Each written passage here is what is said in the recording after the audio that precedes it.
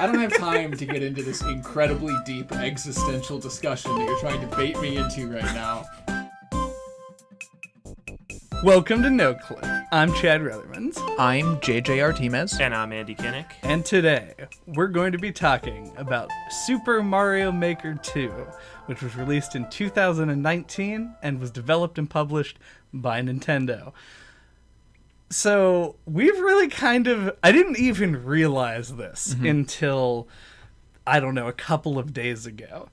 But we've really set out a challenge for ourselves on this one, because what are we critiquing?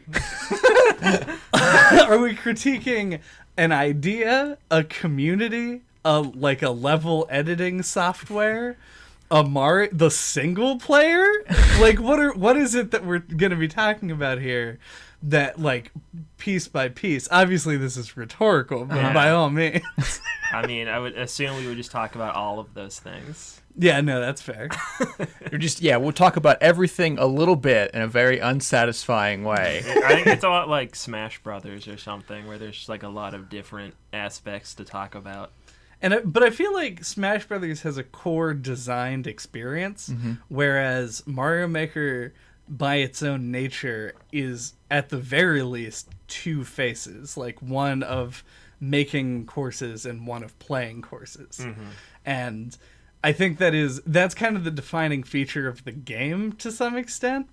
But I don't really know if I find one of them to be, because obviously they're integral to the same like experience. Like even if you don't personally make courses, other people have to in order for you to play the game, which, coming from anywhere but Nintendo, would probably be kind of a tall order. But because it is them, the like adoption rate is so high that there's never a shortage of anything. It never hurts when you put Mario's face on it. This is true. Hence the number of people still playing Mario Tennis right now, a game I've never played nor have ever wanted to play.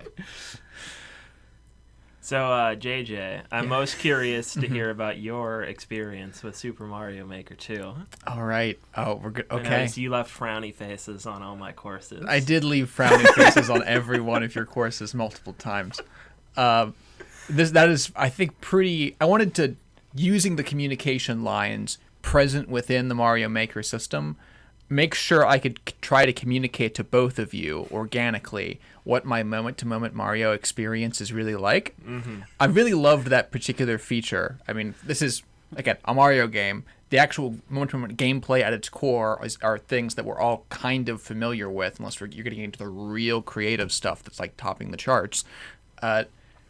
So the edifice over top of that, things like, oh, you can post this cute little comment, like its own little Miiverse that still exists, and that you can send to your friends. Real lovely. Love it to death.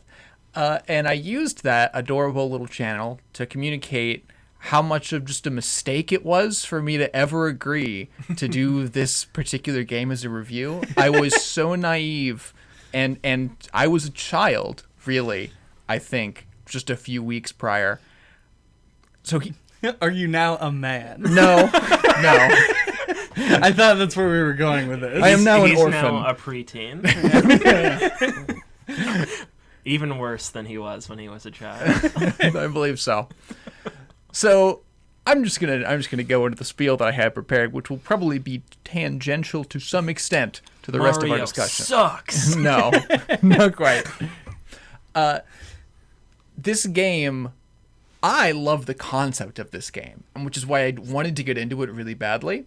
I love a Nintendo take on like a level design editor, especially about a property as famous as Mario that so many people could engage with. And I've heard nothing but good things about this game and love the concept of it. Like, I made custom stages in like Brawl for you guys. Like, I love stage editors and this kind of nonsense for this kind of crafted experiences. But I knew how to play Brawl. I knew what all the characters did and how all of those things work. And what really did not click with me at all until I was about 5-10 hours into playing this game was that there wouldn't be a tutorial for anything at any time.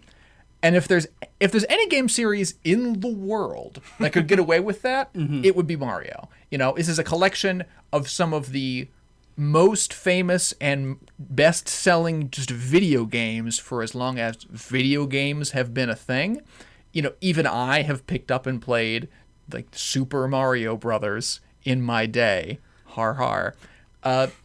But I was just immediately overwhelmed, and the game's attempt to teach me how to interface with those things. Not the edifice. I loved the edifice. How to interface with the actual games you were making in the edifice was a list of controls and names of what the things did. As an example, it was you, I believe, Andy, who made a stage about those thwomp blocks. It was you. Tub thwomping. Yeah. Tub thump thump thump thumping. Tub thwomping. Tub thwomp thump. Yes. Thump. Tub. Thumb? Like a tub that you take a bath in. Yes, tub. Thwomping. Thwomping. Like the thwomp. Yeah. Ing. I think it's the thwomp. That's the hard. Not until this very moment was I genuinely happy that we all finally have pop screens. Fair. Thwomp. Tub thwomping. We found the pop screen phrase. Yeah, you basically just produced 30 seconds of audio that was exclusively plosives. Yes. This is the only sounds you made. Clearly, you have to blame Andy for that, who clearly premeditated this Yeah. and has been naming his Mario Maker stages the least microphone-friendly things that he true. can. But anyway, I made the thwomp level. And you were like, you straight up just said the thing that you needed to do in it, and it was just like, oh, just spin jump on the blocks. And I was like, oh, okay, I can look up the menu and see what that button does. It took me 15 minutes to figure out how to spin jump. Wow. Just at all. Just because I just had straight trial and error and was too stubborn to Google things initially. I tried Googling stuff later, but frequently those videos also just assumed so much familiarity with the games.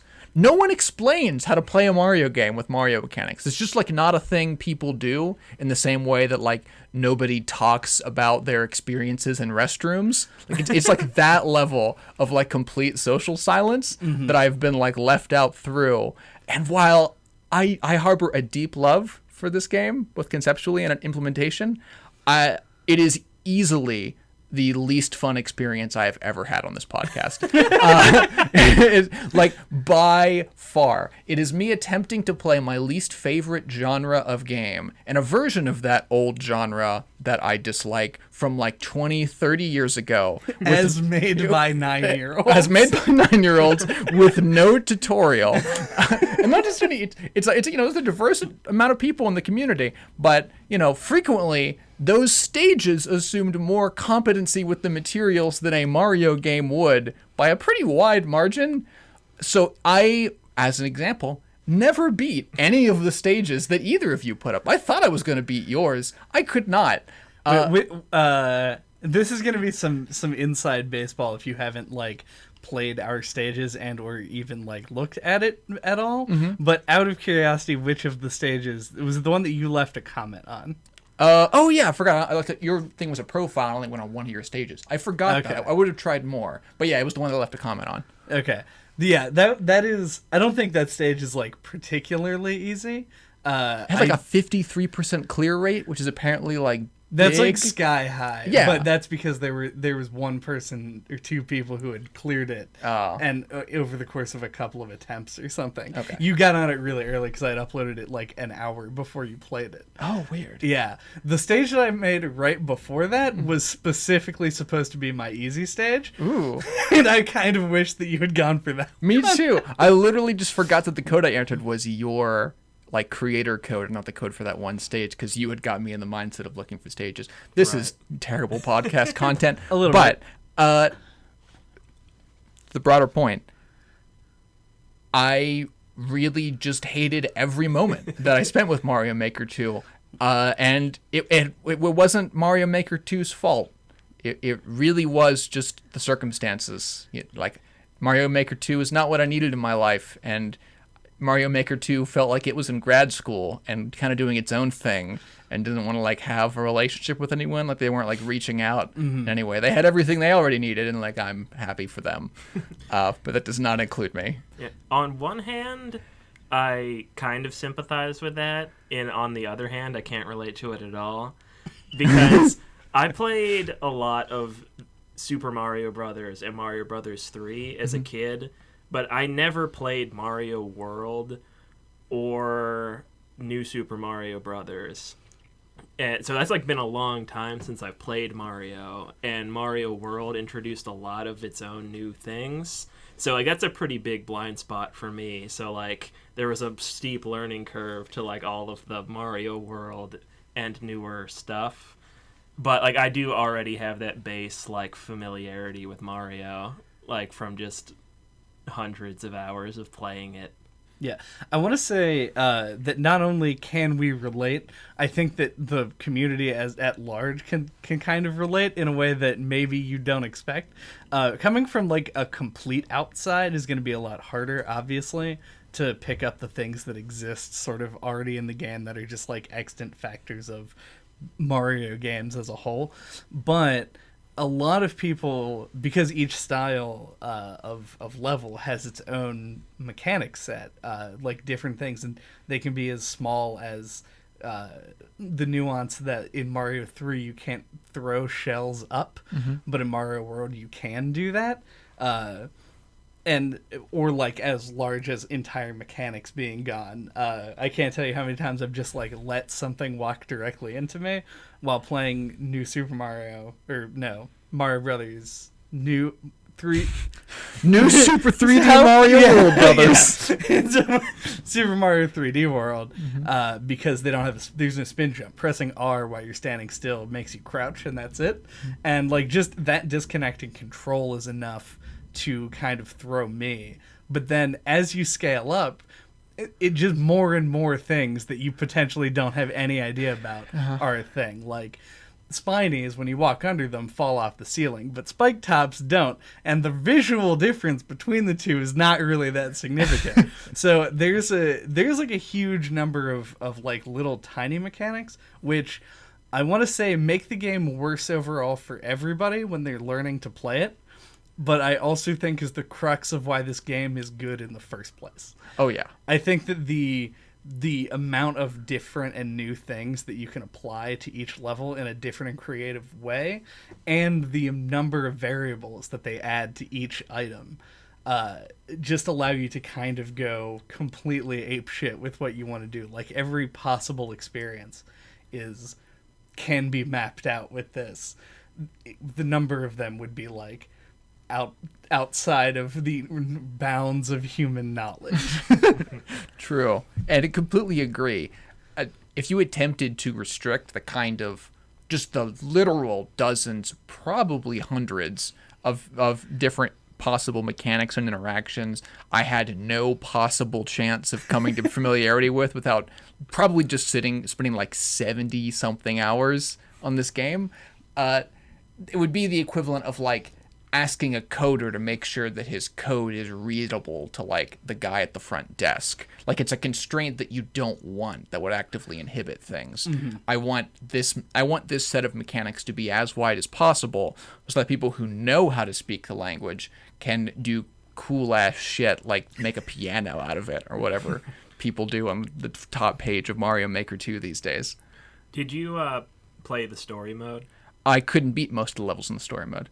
I attempted. Wow. Yes, correct. There's still a level in the story mode that I haven't gotten back to beat. There are but some hard ones. Yes, because they also didn't tutorialize things, and I got to the point where I was Googling pretty much every level that I was playing, which really added. I hope I'm like really pressing the narrative of just physical pain that I was experiencing, especially when the new Fire Emblem game was sitting to my left, while I'm sitting here having the least fun experience I could possibly have had. But I love how you could, like, in the twisted, like, Twilight Zone mirror, you see me in the exact same situation playing the Fire Emblem game while Mario Maker is sitting next to me and just going, oh, God. I know the pain just hypothetically. Yes. Yeah. I'm glad.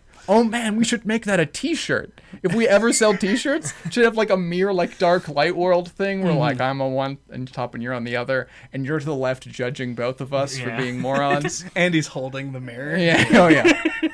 I love it. Get on that. That was a whip. And he's our Oh, he's the art slave. That actually makes sense. I was like, we don't have t-shirt slaves. What are you talking about? Shh, don't tell him about the t-shirt slaves. So yeah, I think we need to go from there because if we're talking about the base mechanics of a Mario game, like obviously there are things that. Like you talked about how it's like a social silence. There's like a like almost a cultural taboo to explain to someone how to jump in Mario. Like it's just something that like you just expect them to know or to be able to figure out in like, it's like a few riding seconds. a bike. Yeah, it's just like riding a bike. Just if you've never ridden a bike before.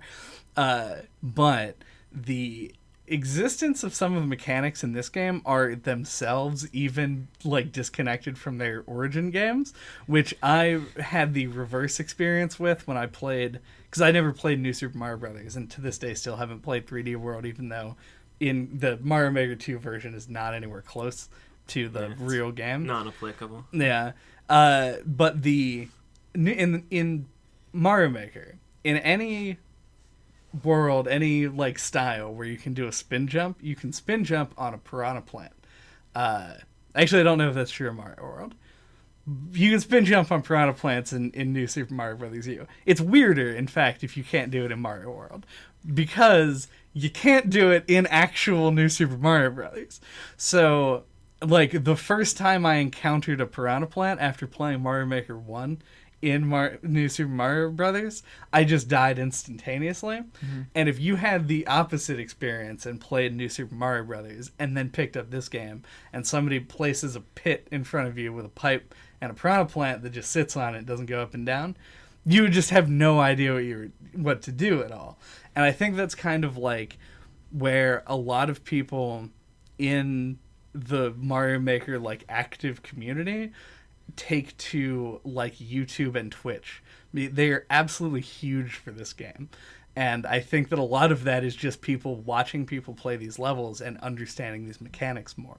And I think that it's one of the few times where, because of the nature of this game, it really has been like an improvement on the community as a whole, where I feel like I've seen more levels that took inspiration from somebody else's level and were made better because of it. That's how I learned about a lot of the mechanics in this game. By twitching it up. Yeah. Okay. That's certainly a community I'm very distant from, which is probably another reason while I was out on my little lonely Mario ocean attempting to... How'd you like the game, Andy? I don't know. Like, the first Mario Maker came out on the Wii U, and I found myself having kind of like no interest in it, like in contrast to everyone else who seemed to go crazy for it. I don't really tend to like games that rely on just like user generated content. Like, I really value like authored experiences in games, and kind of don't want to have to like boot up the game and play a bunch of shitty levels that people slap together with a bunch of random stuff in it, like 50% of the time. But I did pick this one up, the social aspect of it, because the Switch is a way more popular console. Like, it just seemed more interesting to me, and also bonus the podcast. We were doing the game anyway. And I found myself liking it more than I expected to. From like the outside looking in, this kind of like creator tool games seem like they exist to like scratch a creative itch for people, or like give people like a window into like what game development's like, etc., which isn't really like an itch I feel like I need to scratch. Fair. But and like, if I am interested in game development, but a 2D platformer would be one of the last things I'd want to make if I could make a game. So there was like an uphill battle to get me to like actually get it and try it, but I had a lot of fun actually like making levels. Those like how to do basic game development tutorial videos they included with this were bizarre in a very interesting way. It's not how I would have expected Nintendo to present their development process. They to, had like, the actually masses. really similar tutorial tools in the first game as well. It's been, I don't like, Mario Maker has kind of a weird aesthetic that's all its own. And I agree. It's like the dream of an 8-year-old, but presented with real actors who are adults. That's what I would say it reminds me of. Very blocky, isn't under any constraints to try and make sense. Everything's kind of there for utilitarian purposes. Like, I don't know why the core spot is a thing. Like, I don't know why they have all the robot stuff, but I can imagine like an 8-year-old being like, "Oh, you robots!" and then I mean, robots are cool. incorporating robots into the menu. The parallel I draw with that stuff is like there were little quirky things like that in like Mario Paint, which I think is where a lot of that is like expanded from. Mm-hmm. Like the weird little fly swatter game and like little things like that existed in there, and like the cat paws and things. Like it feels like they took that and were like, let's just do weird stuff like that. Yeah, Like- I genuinely think that the original Mario Maker game was a spiritual successor to Mario Paint. I think that's where a lot of, I mean, I don't necessarily know they would have done this on the Super Nintendo if they had had the technology to actually ship it like this. But I think that there was some desire to put out like some kind of user creative, like prepackaged tool set with Mario Paint, and it sort of works. Like, if you've played Mario Paint before, it's like a weird mishmash of like coloring book style things and mini games and like little sort of pattern recognition stuff, and it's interesting, it's cool, but I don't think that it holds a ton of water, whereas like Mario Maker 1 takes a lot of the elements that do work and then expands on it with the actual level creator. I'm pretty sure that Mario Maker started out conceptually as like a Mario Paint 2 and then like evolved into Mario Maker. Mm-hmm. Was the pigeon the tutorial thing in the first game, or was it the girl? It was a different girl and also the pigeon.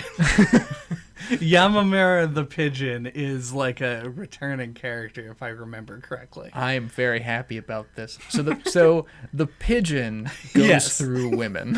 Yeah, it's got like the pigeon is like the Doctor Who of Mario Maker. That fits weirdly well.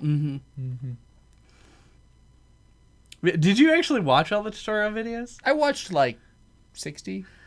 Yeah, I felt like they were a little long. Like they wanted you to do things that could have been a button prompt, and they wanted you to do it like and display that you understand, like that pressing the A button places a thing, where it's like that should be like the easiest thing. They don't tell you to jump by pressing the A button, but they insist that you need to draw some blocks on a thing to prove that you know where the A button is. Because they assume you know what Mario is. Exactly. And all of the mechanics. I feel like there's a level of it's even abstracted away from that, because it's like, do you know how to write? Like what a writing implement is. It's the same concept.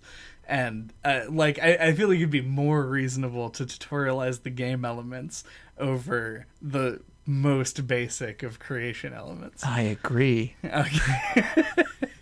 But I think they were cool. I thought they were interesting, but I did think that they went over things a little bit too much. I guess my question is, for somebody who's totally new to the series, and did you watch any of them? The initial one, like the only one they made me watch, was the only one I watched. Right. Well, they even only suggest that you watch it, but I want to know if that actually like helped. Like if you felt like you had a better idea of what you were doing coming out of it. Only when they started getting into very precise Mario level examples, because that was just another avenue for me to learn, like, what does this flower do? How do you jump on that? And why do you spin? Like, very basic things like that. I have enough of a working understanding of game design in general already that whenever they branched on those topics, those were very basic things that I already knew. And that's part of the reason I was so excited for the game, because I wanted to apply those principles. I can't do it. I tried. You guys might notice I never posted a level in the Discord. No. It's because I went through 4, and they were all bad. Not because from a play experience perspective. They were bad because I kept not knowing the limits of what things could be done, and in some circumstances, the kinds of experiences that I wanted to create that would be interesting outstripped my own ability to beat the levels by such a hilarious margin that I sometimes couldn't beat the levels that I thought would be good to post and fun. I'm glad that you didn't resort to having a dev door or something like that. A what? Like people will basically make like a near impossible or impossible level with a little like door, like a hidden door that they can get to like go straight to the end and beat the level that way. Oh, like so dev they can rooms. upload them. Yeah. Oh, Dev door, dev pipe, dev vine, dev star. These are... like you hit a hidden block and then like a vine goes up and leads you to a pipe or whatever. That It makes takes you sense. to the end. That makes sense. The like number of very niche vocabulary terms that you have to learn for Mario Maker is not as expansive as a lot of games. Like I feel like we used more technical phrases in the Smash Brothers episode than we're going to in this one. But like at least half the ones we're going to use are going to have the word dev in front of them after that conversation. I will probably not be able to not say the word Kaizo at some point. Oh, please define the word Kaizo right now. Okay, It's such a cool person word. It is a cool word. Kaizo apparently comes from the Japanese for rearrange and was applied to a game, a ROM hack of Super Mario World that was called Kaizo Mario, meaning Mario, but they moved shit around. Basically, they defined ROM hack in the title of their ROM hack. And it was notorious for being like very, very difficult. You've probably seen like clips of this on YouTube. I have. If you haven't just outright played it at this point.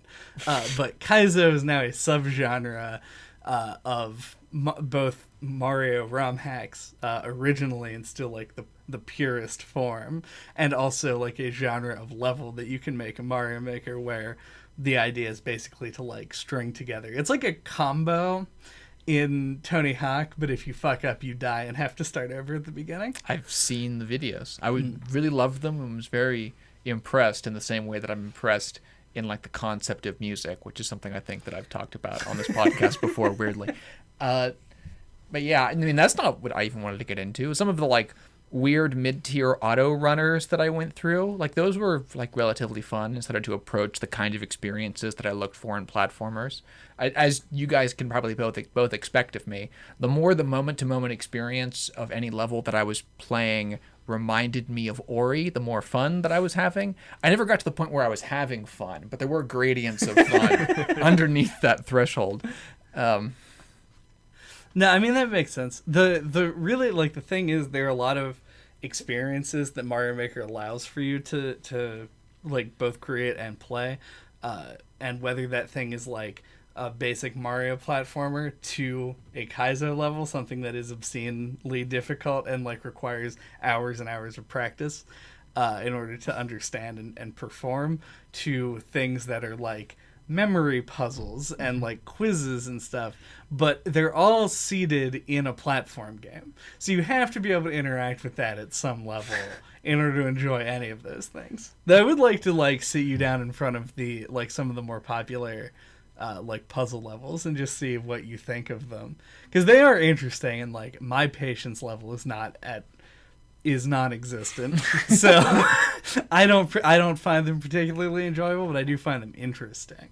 Yeah, my opinion would probably mirror the same, because no matter how good of a puzzle level it would be, I doubt that I would be overjoyed to play a type of game in which I was playing another game through the interface of that game, right? It'd be like using Minecraft to play chess or something like that. Like, you could do that. Chess, real good game. Yeah, no, why you got game. Minecraft in the middle there? Like, that would be my perspective on it. Question. Yes. Is Super Mario Maker 2 Turing complete? I have to imagine it is, or is capable of. That's a really complicated question. I don't think that's an answerable question. While you were answering that question, I deeply apologize. I heard like 70% of it because 30% of it was me being scared of the literal skeleton in your closet in the dark corner at the top who is peering down upon us with his toothy grin literally right now. That's so funny. I like put that guy up there. I should guess I should specify. Yeah, it's been in the room I know. for a long Yeah. time. I don't know if we ever mentioned it on air before. I don't think so. There'd be very little reason to. I own a plastic skeleton that I bought as a joke, and I took it to work and put a shirt on it and put it at a desk on Halloween. And weirdly, I'm just gonna tell this story in the middle of the podcast. I liked it when you had it like kind of disassembled in your backpack. That was half of the reason that I thought it was so funny is when I took it to work, I stuffed it into a backpack. So it was just his head and like a leg with a foot coming out of the top. Mm-hmm. But I carried it in, dressed him up like somebody who was at work, and put him in a chair. And then like the next round of people came in and nobody said a fucking thing about it. So I just got up and went home and was like, I wonder what if anyone is getting, like, if I come back in today, are there then going to be, is it still going to be there? Will people have done anything about it at all? And so I got to experience all the stories as people sort of like realized it was there over the course of the day. It was a good time. Anyway, I've been just keeping him on the floor for a long time because I didn't have a place to put him, but then I had to move my furniture. Mm-hmm. And so I stuffed him up there. And I didn't realize how ominous it ended up being. Yeah. Very is the answer. Extremely ominous. Very ominous. Mm-hmm. What was the last thing we were talking about? I think it was like Super Mario 3D Land 2. What? I can't wait for that game. God, JJ said something. And okay. Turing completeness. Right, yeah. No. I think part of me was thinking that the last thing that we were talking about was the aesthetic principles of the game. Like particularly in the like editor and things surrounding it. Mm-hmm. But then another part of me thought we were talking about like really hard levels. No, we were talking about puzzle levels. And right. The thing that I hadn't said yet that I do want to say is that the existence of on-off switches, because it is important in the Mario Maker 2 podcast that we talk about things that are new to this game. Mm-hmm. Mm-hmm. And on-off switches are one of them, and is one of those things that are like, I don't know if you remember Wire Mod from Gary's Mod. I was not in the Gary's Mod scene Okay. yet. When you were in the Gary's Mod scene, is when I was joining the computer team and was like, "Hey, what's a Gary's Mod?" That's like that stage of my development. Same boat for me. I didn't know what Gary's Mod was for the longest time. Mm-hmm. Yeah, so Gary's Mod was like a thing, like it's a source mod game that was just a sandbox. And there are obvious parallels here, but I don't want to focus on any of them, even though they're good parallels, dude. Mm-hmm. There's a mod that I think later got incorporated into the main game that allowed you to make basic like logic gates in Gary's Mod, which allow you to do really complicated like programmatic stuff, essentially writing BASIC in Gary's Mod with like fucking Gordon Freeman and shit, which was wild and cool. And I didn't really get all that into it because I was already doing enough of that shit in school that I didn't want to continue doing it in my free time. So I just sort of observed. And the on-off switches in Mario Maker do a similar thing, albeit not as robust, in that they give you so many more options for like machines, like things that you can make in Mario Maker that don't operate in the way that like you would think a platformer would be capable of doing.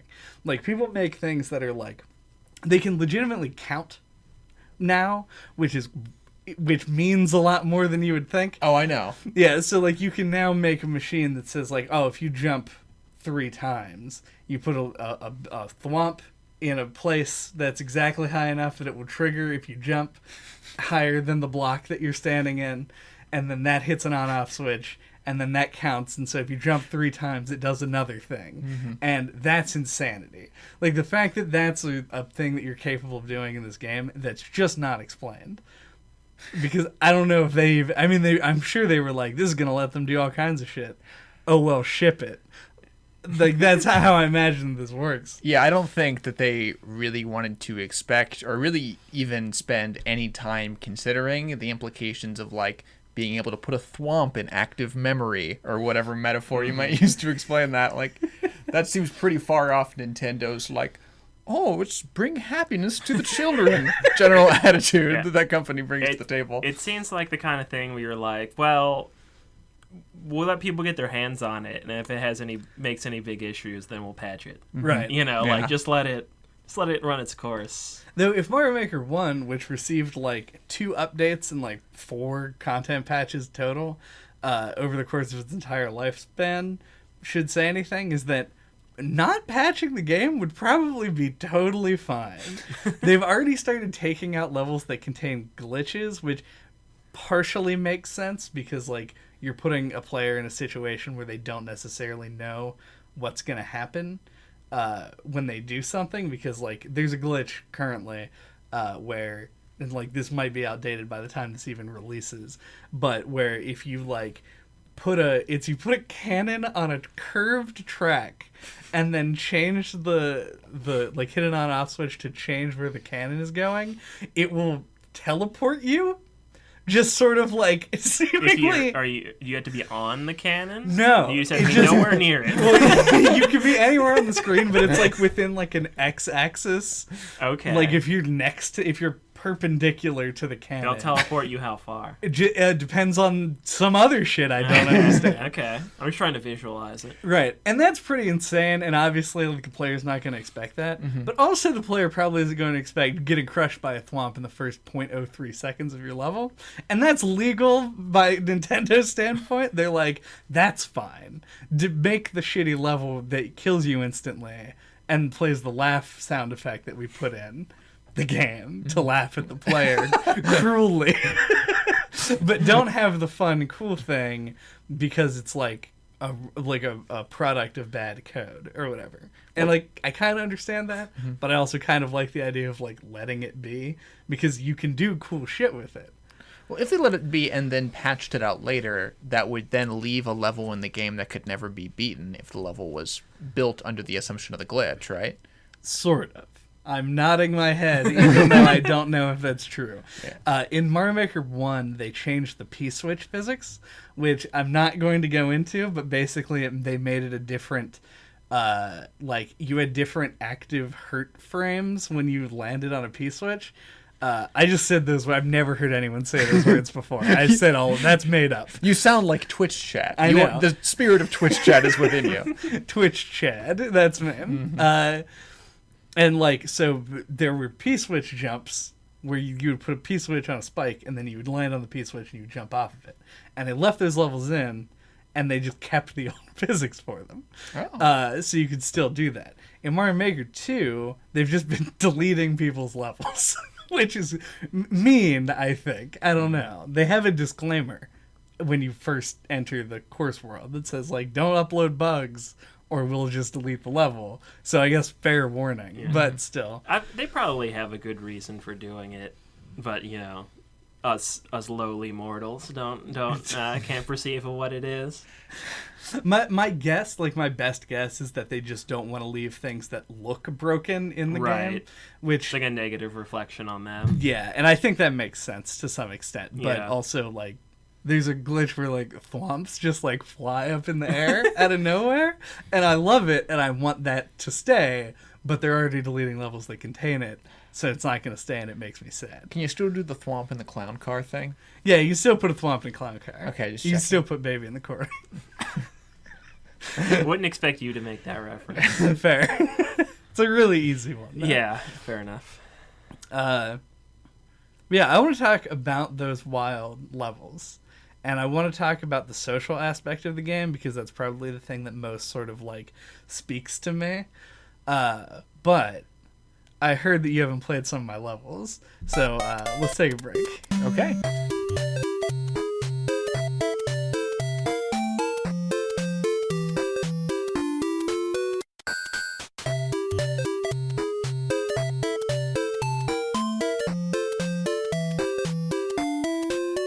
Welcome back to the podcast. What I mentioned before before we went to the break is that I wanted to talk about the social aspect of the game. And what I mean by that, there are a couple of things. You could take that in a couple of directions, and I think that it's totally valid to say that part of the social aspect of the game is just playing someone else's level and leaving feedback, like leaving a comment, drawing a picture, whatever, which is pretty goddamn enjoyable, admittedly.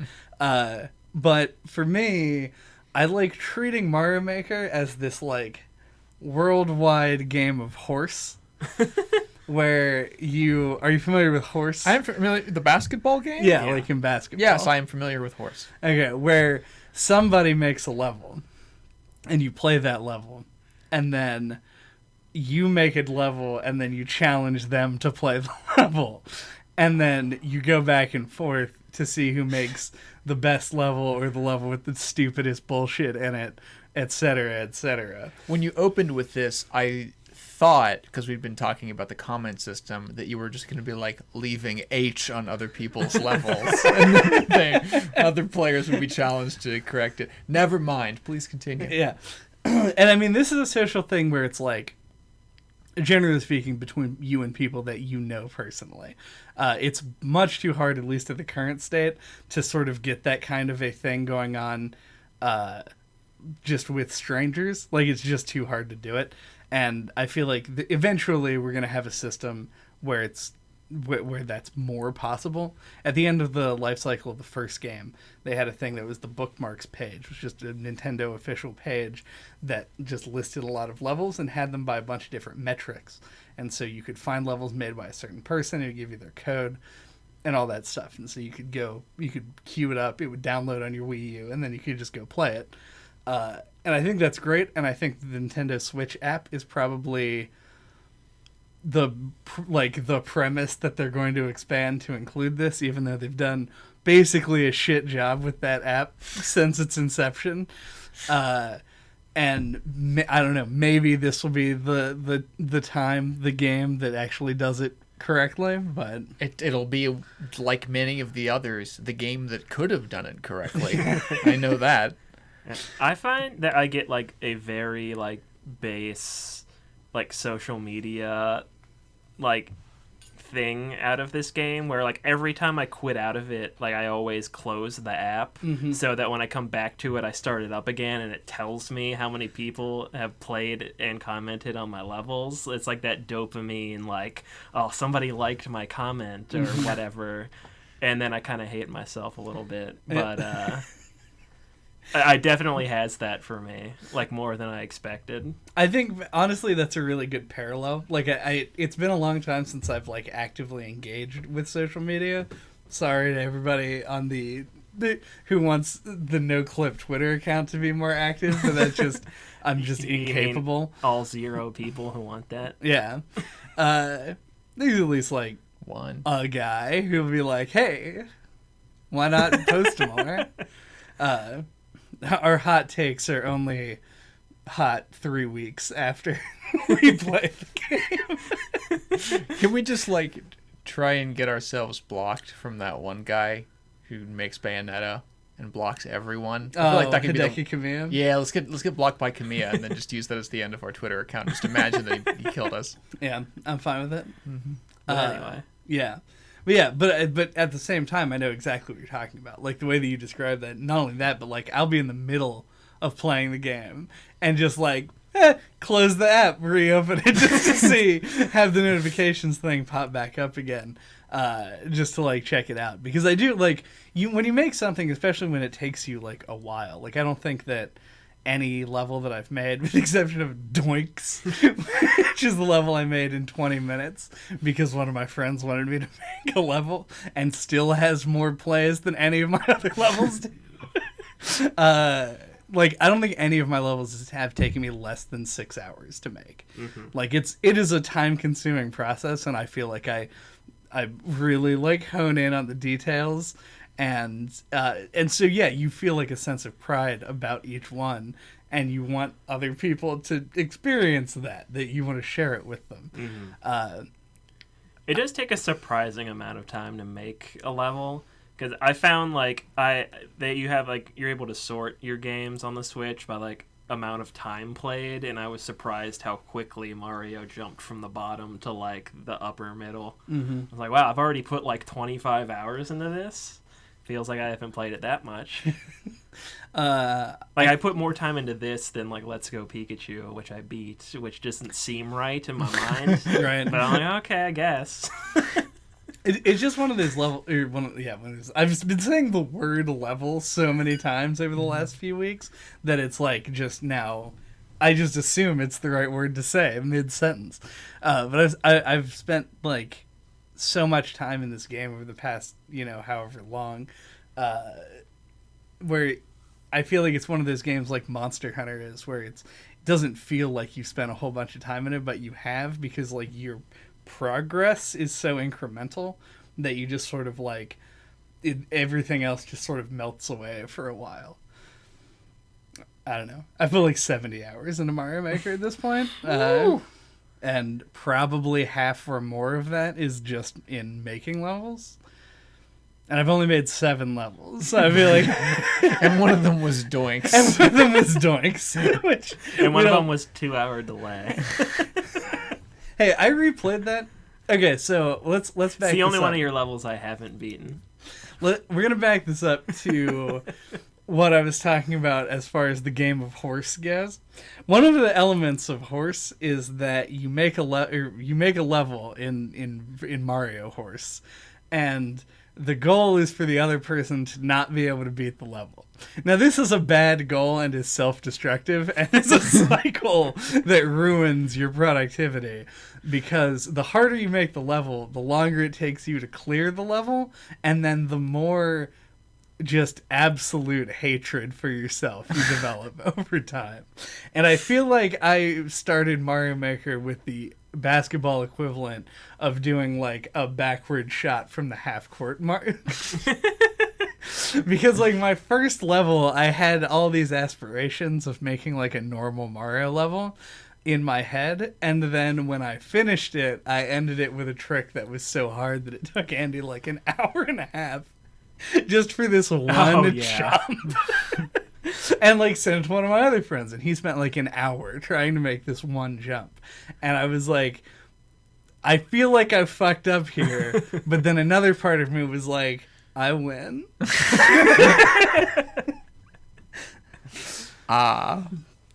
So maybe you should have just tried clearing these levels a little bit longer. Maybe you could have gotten the none of them were a layup. I can't, like Real Horse, I can't do a layup either, so.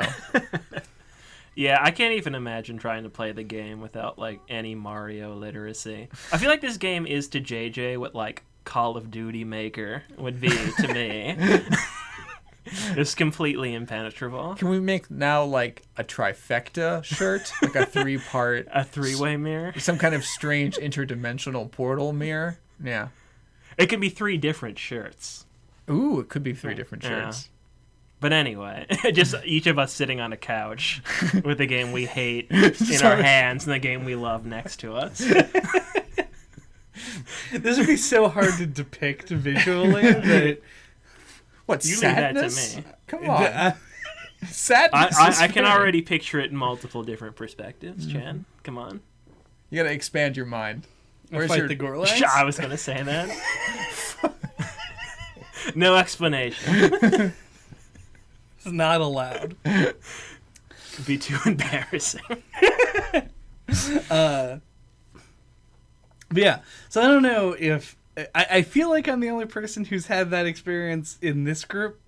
I know that I'm not alone in this, based on the levels that I've personally played, but I feel like among the people that I like share my stuff with, generally speaking, I tend to make the most ball-bustingly hard levels for no reason. Mm-hmm. Yeah, you can definitely feel like the influence of like watching streamers play in your levels. Like you don't do anything as crazy as like stuff that they play, but like you definitely have more of an interest in like messing with the mechanics in that way. Yeah, all of my levels are based on And this is part of what I was talking about earlier when I said the game has a lot to engage with, and you can engage with it on a lot of different levels depending on what you like. And for me, my levels, the way that I make things, and the reason I enjoy the levels that I've played and the ones that I've made are like, I like setups. I like things that are complicated and look cool. And that's kind of what I focus on.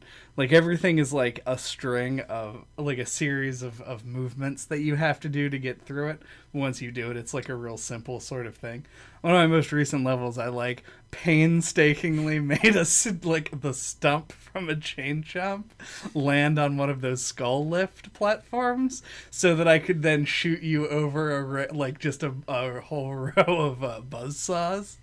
And, like, the 3-year-old in me is, like, clapping and licking his lolly and pulling down on the balloons that I'm holding as I watch it happen. But then, like, the adult in me has to figure out the logistics of making that work. It just feels like so much effort for nothing, but I enjoy it on such, like, a base level. So you're like an Imagineer. Yeah, I'm like an Imagineer. Yes.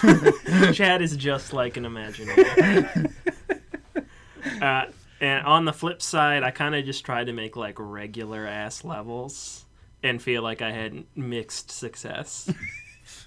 That's probably fair. You made a Super Mario Brothers 3 level that I felt really nailed sort of like regular Mario. Like my first one? Yeah. Yeah, that one and the one I just made are my 2 favorites. Okay. Those are, like, to me, that's very hard to do. And I don't know what it is about it, but, like, when you're actually making something, everything that you do doesn't feel as hard as it actually is. And that is why so many levels, I guess I can talk about my experiment now, end up on one end of the spectrum or the other, is that you'll start to make a level, and the thing that you end up with, if you're generally competent, is going to be something that is probably feels a lot easier to you than it would be to every other person who looks at it, because they have to kind of figure it out. Yeah. So what I did was I've played a lot of levels in the, like, expert and super expert categories, kind of just like where I lie most of the time. But over the past 2 days, I've played 100 easy levels from endless easy just in a row. And it is an eye-opening experience. Why? Because you find... I tried to, like, put together some kind of pattern, and either a lot of people playing Mario Maker 2 are very young or just don't care. And I'm okay with both of those things. Mm-hmm. Or, and this is really fascinating to me, people put in a ton of effort to make a level that is very difficult and probably took them a lot of time to make, and then missed something that everyone else will see immediately and allow them to clear the stage with no effort. And I run into this so many times where somebody's put together, you can see, because they'll put, like, a warp door, and you see the exit of the warp door is in, like, a boss room that's a square that's suspended in nothing with spikes all over it, and, like, the boss is running around, there's fire flowers or piranha plants shooting fireballs at you, and, like, it looks really difficult, but then, like, through some quirk of mechanics, you can just, like, jump up on top of it and run over to the flagpole, and everyone does it, and the level ends up with, like, a 90% clear rate. And I have to wonder what the impression of the person seeing that is. Like, do they go, geez, everybody's really good at fighting Boom Boom, or do they go, oh, something is wrong? Yeah, like, unless someone left a text comment or something, you don't even necessarily know. No, not really. Yeah, it's not like he's getting feedback or watching someone else play it. It would be cool if there was a feature where you could, like, watch the world record run of your level something. That'd be dope. Yeah, if we're talking about speculative things, like things that I think would be great additions, that would be really good. Like, because, a like, ghost. I feel like it couldn't record every play. No, that would be absurd. Yeah, for, like, the stages that get thousands of them. It would also probably be really hard to even, like, maintain because you would have to record it. I mean, you could do it locally and then if you get the world record, it uploads it. Yeah. And then the players could opt out. But this is very technical. Yes. The other thing I would love to see, which would be the opposite of this, which would be so difficult to the point of being impossible, is if you could do like a Meat Boy and just show 100 people try your level at the same time. You wouldn't be able to. It would be harder to get useful information out of that. I feel. I feel like they started with that kind of premise and ended on the X's, which are almost as good as the ghost thing. Yeah, and thank you for putting an X in that 4-block wide pit. The stage that JJ brought up, tub thwomping. I think it was Joe played it and left a comment about something about cheesing the stage, and I didn't know what he meant by it. And I just figured out while thinking about it this morning in the shower. Don't know what made me think of it. Is that I totally put something in that I thought blocked you from like cheesing it, and because I completely forgot you can just jump out of the shell, which just will let you skip to the end. And I was like, oh my god, that's what that meant. So that level is able to be cheesed, and I just figured that out today based on a comment that I received like a week and a half ago. So now we know, A, you obsessively think about your creations. Only B, sometimes. you are now in the exact headspace we were discussing before. How does it feel knowing that your creation will forever have this exploitable tarnish because you can't patch stages? Well, I could just like do a re-upload. It's true. Like just make tub thwomping 2 and then just feel okay with it. But you're always going to have the broken original tied to your name. Well, you could also delete the stage. See, I thought you could do that, but I was playing along. I feel like the exploit isn't obvious enough that I care. That's true. Yeah, like it's good for you. It's a reward for finding it. Frankly, it was kind of my fault for even asking you, Andy, to Oh, be yeah, like, I have a don't strong care. emotional reaction to this thing. To the Mario Maker level. It has been killing me over the past like 4 weeks that one of my stages has a thing that I didn't see where if you just stop moving, the auto scroll on it stops before it will smash you against a wall and kill you, which is what I would prefer it to do in the scenario, and haven't wanted to fix and re-upload it because it has like plays and shit on it. So I know that feeling. I know the feeling of it being tarnished. Is it hate? Is it hate in you? Yeah, a little bit. I have to wonder how it, like, because I wanted to, it really is. It's a complicated emotion because I designed the stage to be easy because all of my other stages are really hard, but it turned out to not at all be easy. This is like the progenitor of my comment from earlier because Andy was basically like, when playing it, was like, oh, this is my easy stage to me. I didn't say it like that. That's how I heard it in my head. And so I kind of like that there's a way to get around one of the obstacles just for free because it does make it like a little bit easier. But I don't know. There's a resentment there, you know? Okay. Yeah, it definitely bugs me, but like it would bug me way more if this was like an actual like game that I made or something, and not just like a Mario Maker level. Right. Yeah. Like the effort it would take to just like make a new level or to edit the level and re-upload it, I would rather just make something new. Yeah. It is still a game for you. It is. Yeah. This is not your paycheck. Exactly. Yeah. Well, that's another, like, because this is, in Mario Maker 1, I made 3 stages, I think, during the entire time that I played it. I played a lot of Mario Maker 1, but I didn't spend a whole lot of time in the editor.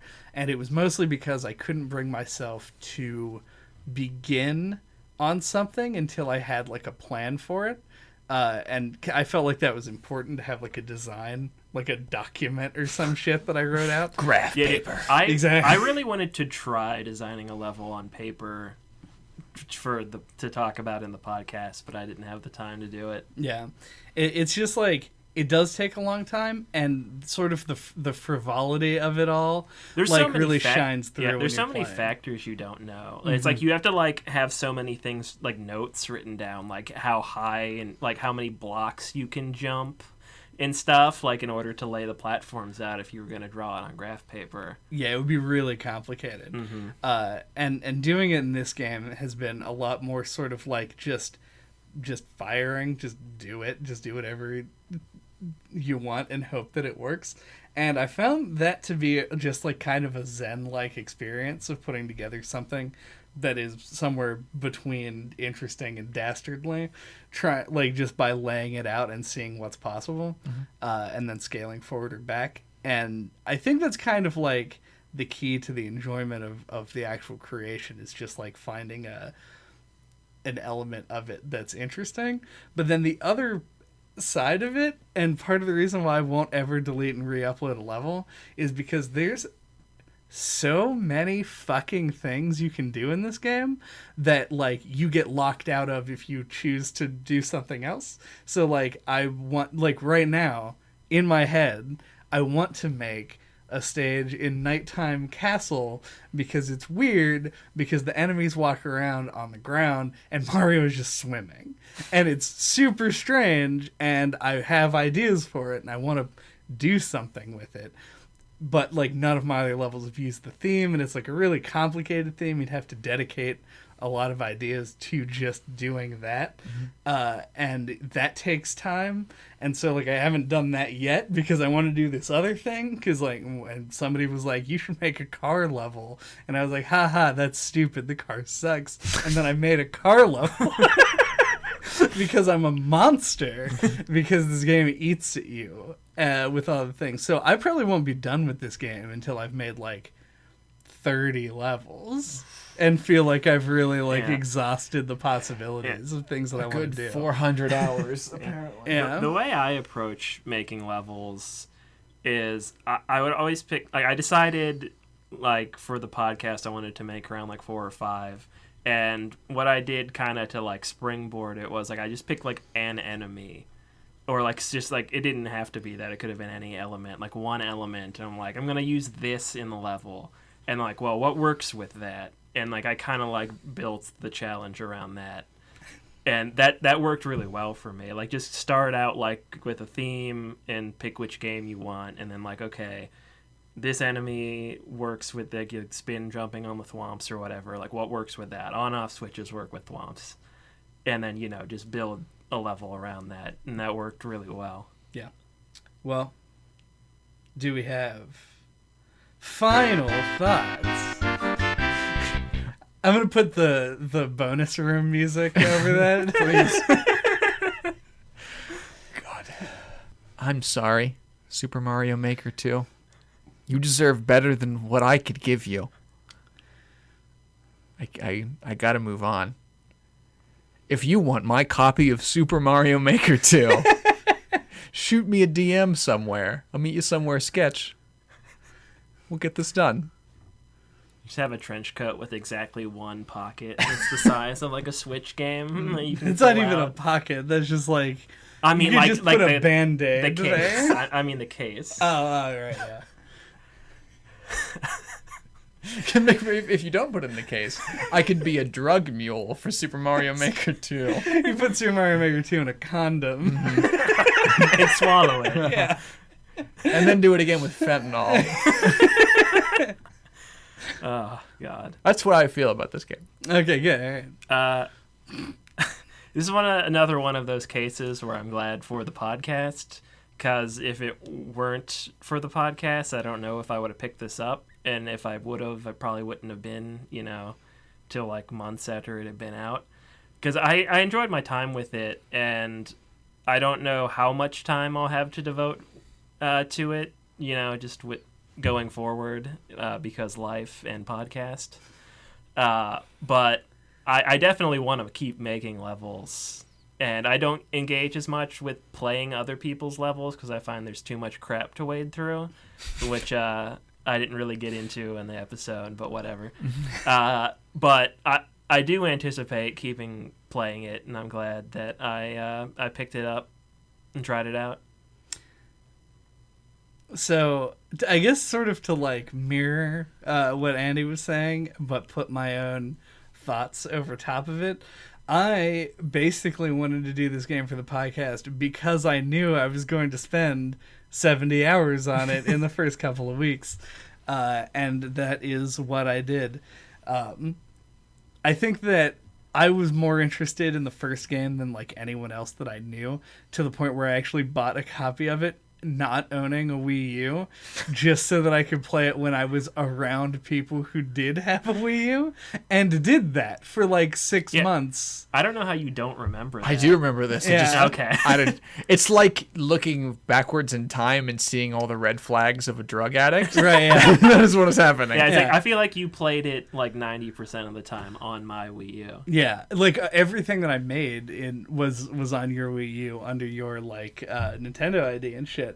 And so when I eventually got a Wii U, like the one level I made was just like one that I submitted to like a YouTube channel just for fun to see like someone else play it, which is interesting. I feel like if you have the opportunity to watch someone play a level you make, 100% take it, because it's like really good for like your own development as far as like, I guess, making levels. But I feel like there's a larger applicability, and that's kind of where I want to land on this. I think this is an interesting game, and I think that they do a lot of good work as far as making it presentable and making it something that people are able to access and kind of get into. But I think that for people who are development minded, people who see a Mario level and say like, well, oh, why'd they put that mole there? Like, fuck that mole. I hate that guy. Or, you know, whatever else. Like, you really enjoy the way that a level is laid out. This kind of lets you flex that. And whenever I play a level in the game that I think is good, even like marginally good, like very low standards, I feel like I'm getting some insight into how that person like thinks, and it I don't know, like thinking about game development in that way is kind of like why I enjoy doing this podcast. And so playing this game has been a fun experience for that. One, getting to flex my own muscles, and two, getting my tickets to the gun show of others. So I'm going to continue enjoying this game for quite some time. Because Chad really loves gun shows. I love muscles. You man. said that as if it's a thing that people say. Like, you just totally rolled with that. Confidence is key. It is. You just proved it definitively on air. Thank you for listening to No Clip this week. What are we talking about next time? Next time, we're going to be talking about Castlevania Symphony of the Night. Yes. Which is a Metroidvania game, and one of the games in its genre-defining type. It's the Vania part. It's you the know Vania what we part. mean. Yeah. Of the two, this is the Vania part. And I believe, and I'm not a Castlevania scholar, I've played 3 Castlevania games, none of them to completion. I believe this is the first one that actually is a Metroidvania. And so I think you're right. Yeah, I know you're right. I'm nailing it today. And if I'm not mistaken, like none of us have played it. Nope. No. Yeah, which Yes. so I've it's watched gonna be 3 minutes fresh of some takes. point. Yeah, these gonna be man, this game from the PlayStation 1 I know, era. yeah, it's like held up as a classic, and none of us have played it. Yeah. So I'm looking forward to it. Same. Until that time, you can get a hold of us. All of our contact information is on our website at noclippodcast.com. There you can find links to our YouTube, all of our old episodes, which you can also find on iTunes, Google Play. Find a link to our Discord. You can find all the fucking levels we've been talking about that we've made. Go ahead and submit your own. We're still planning on doing something, even if it's just sort of like an exhibition of our own shit in the meantime. Hopefully we can pull JJ back to embarrass him. Oh, that can be the hook, really. Yeah, dust off the capture card. You can Yeah. truly understand me for the first time. We can flabbergast him with our Mario skills. Mm-hmm. We'll get one of those guys who does like edits of Twitch streams on YouTube to like do a comical zoom in on some stupid thing and then a slow pan. We'll back do a out. supercut of JJ falling in pits. Yeah. That are 4 blocks wide. Yeah. Bye. Yeah, all right, see you later.